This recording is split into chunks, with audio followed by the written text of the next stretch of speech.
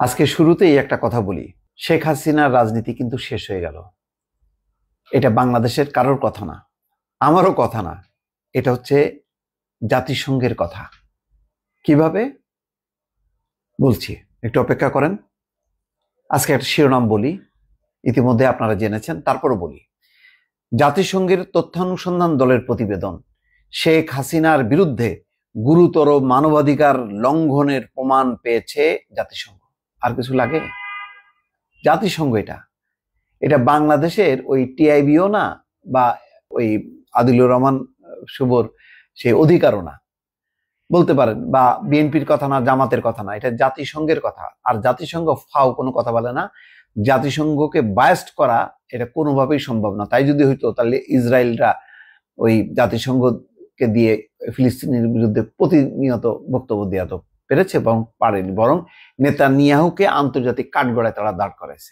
তো আজকে এই কথা বলার পর বাংলাদেশের রাজনীতি করবেন শেখ হাসিনা, আওয়ামী লীগের সভানেত্রী হিসাবে, গণতন্ত্রের মানুষকন্যা, তিনবার নাকি ঐতিহাসিক নির্বাচন করেছে, যা পৃথিবীর বুকে সংগঠিত হয়নি শেখ হাসিনার অধীনে। সেই কথাগুলো এখন তাদের সমর্থকরা ভাবুক, কিছু বলবো না, অন্তত জাতিসংঘের এই রিপোর্টটা পড়ুক। কেননা এই রিপোর্টটা কেন করতে পেরেছে? ইউনূস বাধা দেয়নি, বলেছে আপনারা গণহত্যা হয়েছে কিনা আপনারা তদন্ত করুন, কারা দায়ী তদন্ত করুন। তারা তদন্ত করে বলছে আওয়ামী লীগ শুধু পুলিশ না, আরো সরকারি বাহিনী যেগুলি আছে সেই বাহিনীগুলোকেও যুক্ত করেছে, বলেছে তারা দায়ী, তাদেরকে কেন বিচারের আওতায় আনা হচ্ছে না। দেখেন, তারা পাশাপাশি এই কথাও বলেছে, তারা কিন্তু বায়াস না, তারা বলেছে ব্যক্তির যে অপরাধ তার বিচার করুন, কিন্তু বলছে যে কোনো রাজনৈতিক দল নিষিদ্ধ করা যাবে না, নির্বাচন অবাধ নিরপেক্ষ করতে হবে। এই কেন? যখন কোনো দেশে অবাধ নির্বাচন হয় না, মানুষের ভোটের অধিকার থাকে না, তখনই ফ্যাসিবাদ কায়েম হয় এবং তখনই গুম খুন মানবাধিকার লঙ্ঘন হয়। সুতরাং বাংলাদেশে 15 বছর ছিল একটা মানবাধিকার লঙ্ঘন, গুম খুনের একটা দেশ এবং গণতন্ত্রহীন একটা দেশ, জালিয়াতির নির্বাচনের একটা দেশ, এবং পুরো দায় শেখ হাসিনার বিরুদ্ধেই বর্তেছে। ফলে এই অবস্থার পর আওয়ামী লীগ সিদ্ধান্ত নিক, আমি জানি তারা যে পরিমাণ নির্লজ্জ, তারা কখনো এটা স্বীকার করবে না, কিন্তু তাদের যারা আশ্রয় প্রশ্রয় দিচ্ছে ভারত, অন্তত এই জাতিসংঘের এই রিপোর্টটা দেখুক, তারা বলুক যে এটা ভুল। 1 জুলাই থেকে 15 আগস্ট ঘটনা বিশ্লেষণ করে প্রতিবেদন চূড়ান্ত করেছে OHCHR, জাতিসংঘের মানবাধিকার বিষয়ক হাই কমিশন। 114 পৃষ্ঠার প্রতিবেদন আজ প্রকাশ হয়েছে।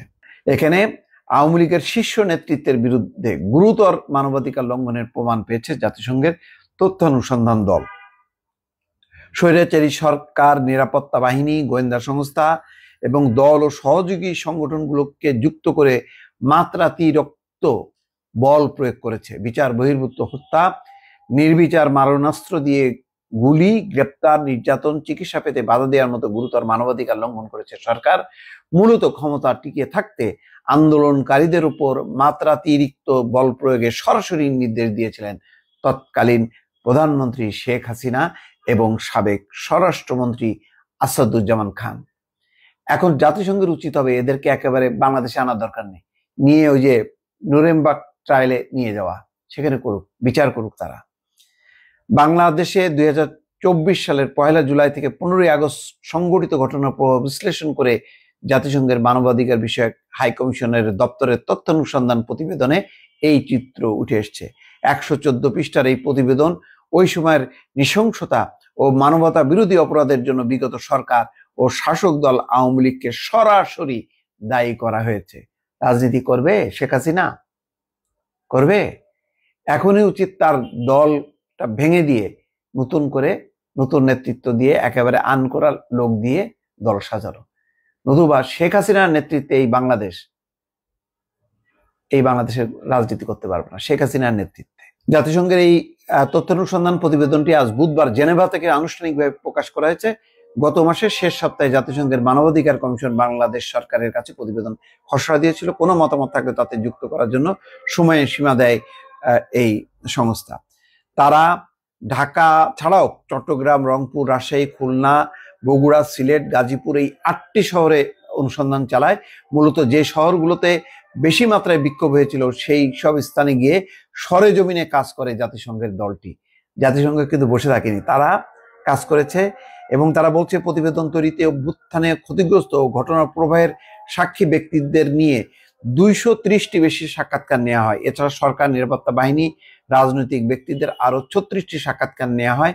এই 36 জনের মধ্যে সরকারের সাবেক ও বর্তমান কর্মকর্তারাও আছেন, যারা ওই সময় ঘটনা প্রবাহ সম্পর্কে অবগত ছিলেন।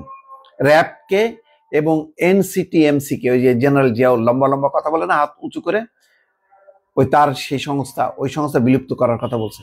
অবাধ নির্বাচনের জন্য সহায়ক পরিবেশ নিশ্চিত করতে বলছে। রাজনৈতিক দলকে নিষিদ্ধ না করার জন্য বলছে, অর্থাৎ দল নিষিদ্ধ করা যাবে না, তাহলে আবার আরেকটা অপরাধ সংগঠিত হবে। সুতরাং দল থাকবে, ব্যক্তি থাকবে না। যারা অপরাধ করেছে সেই দল ব্যক্তিগুলির রাজনীতি নিষিদ্ধ করতে হবে। এটাই হচ্ছে জাতিসংঘের বক্তব্য। দর্শক, এখন বুঝে দেখেন শেখ হাসিনার রাজনীতি এখন থাকে কি থাকে না। দর্শক, ভালো থাকবেন। আল্লাহ হাফেজ।